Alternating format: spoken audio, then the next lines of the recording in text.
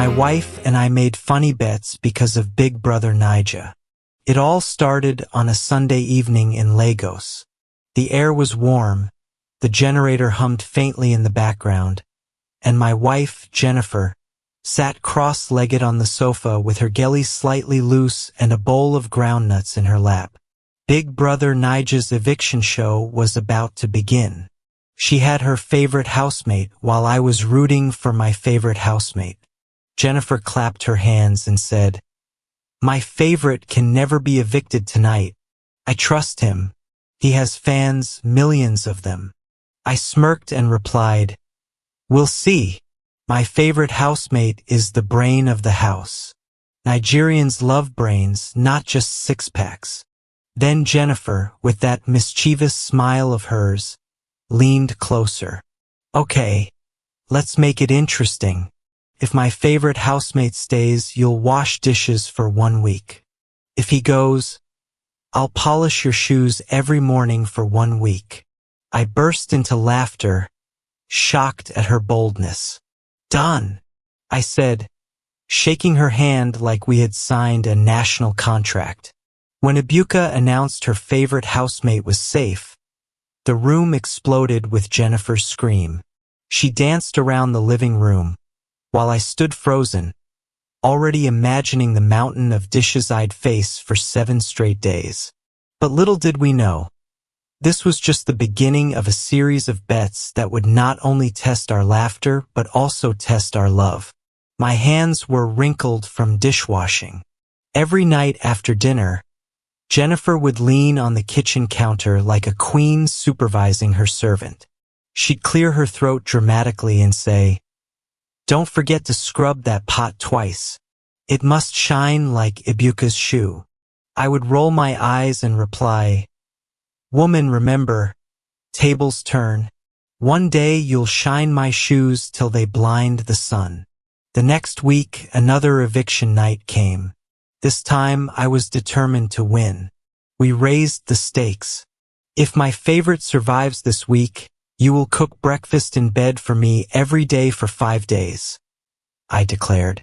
Jennifer grinned and countered, "And if she doesn't, you'll dance with awkward costume in front of our compound for the neighbors." I laughed too hard to say no. When my favorite was evicted, my wife screamed so loudly that our landlord's dog barked from across the street. I dropped my head into my hands. The next morning, I found myself outside, performing a dramatic, awkward Zazoo dance with awkward costume more like a madman while our neighbors laughed and clapped. Even Mama Philo, who never smiles, had tears of laughter streaming down her face. But soon the bets grew more daring.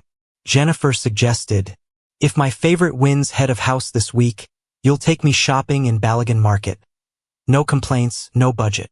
I countered, "And if he doesn't, you'll wear my old oversized agbada to church on Sunday." The look on her face was priceless. The fun was beginning to feel like an addiction. Our marriage, which had been ordinary, now had new fire. Every task and dare drew us closer. But then came the twist. It was the semifinals. Jennifer was overconfident about her favorite, and I was tired of losing. So I raised the stakes beyond the usual. "If my favorite wins this week's immunity, you'll give me control of the remote for the whole month. No arguments." She smirked. "And if she loses?" I said, "Then I'll do anything you say." "Anything." She leaned back slowly, her eyes sparkling. "Anything?" "Yes, anything." That night, my favorite lost.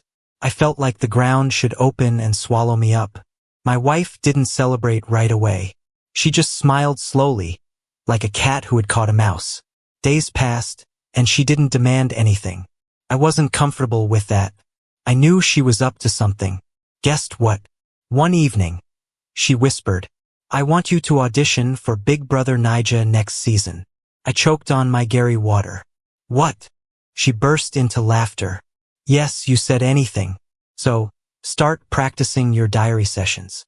I want to see Ebuka call you my husband on stage." The idea terrified me, but the truth was, I couldn't back out. A bet was a bet. The final night of Big Brother Naija came, and the living room was tense. Jennifer had painted her nails with her favorite's initials. I had my favorites banner ready.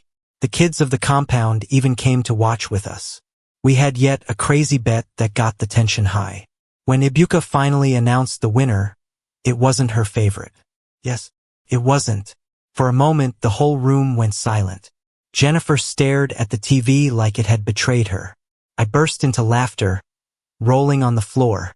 She tried to look angry, but soon, she joined me, laughing until tears rolled down her cheeks. That night, as we lay in bed, she whispered, "These bets almost turned us into comedians." I replied softly, "But they saved us too." Instead of arguing about life's troubles, we argued about people on TV. Instead of growing apart, we grew closer through laughter. "I wish I knew," she added. "Knew what?" I asked. "I would have asked you to sweep the street, video it and post on your social media handles," she said. "You wouldn't dare," I screamed. I quickly remember the show has ended. We both realized that the bets were never about dishes, shoes, or even Big Brother. They were about us finding ways to reconnect, laugh, and remember why we chose each other in the first place. My name is Charles. They call me Charlie, and this is the story of how Big Brother Naija almost turned my marriage into a comedy show, but also how it brought my wife and me closer than ever. Have you ever made silly bets with your partner? Or are you thinking of one? Drop your funniest one in the comments below. I'd love to read them. And don't forget to subscribe for more emotional, funny, and mind-blowing love tales. Until next time, stay in love and stay laughing.